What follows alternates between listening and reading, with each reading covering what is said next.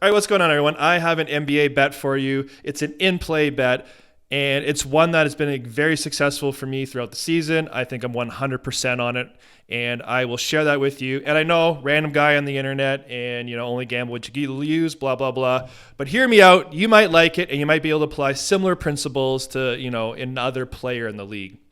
So the bet we're going to be focusing on is Scottie Barnes points, and it's an in-play bet on the points. So typically the pre-bet prop on Sky's points is anywhere from 17.5 to like 20, 21.5. For me, that's too high. Yes, Scottie can absolutely score that, but on a consistent basis night to night, it's too much a risk for me. But this is what I have loved doing.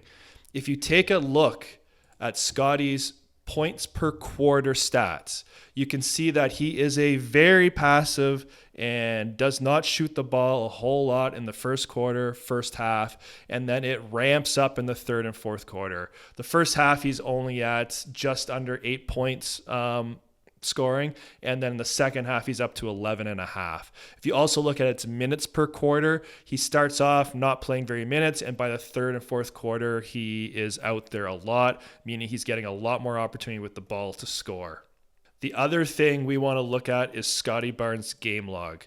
He has now played 21 games, and he has scored under 14 points only 3 times this season. And the third piece of data is if you watch Raptor games consistently like I do, you'll notice that Darko's substitution pattern is Scottie comes off first. So he likely gets in the game 4 or 5 minutes, and then he's already out, which is contributing to that low minutes and scoring per first quarter. So what I'm watching for is if Scottie comes in, say he scores 0 or 2 points, and then he gets the hook, he's basically going that whole first quarter with, like I said, 0 to 2 points. When you're watching that in live bet, that point total for him is ticking down like crazy. And he's not even on the court for most of it, which is great. Then when he checks back in near the end of the first and then into the second, I'm watching.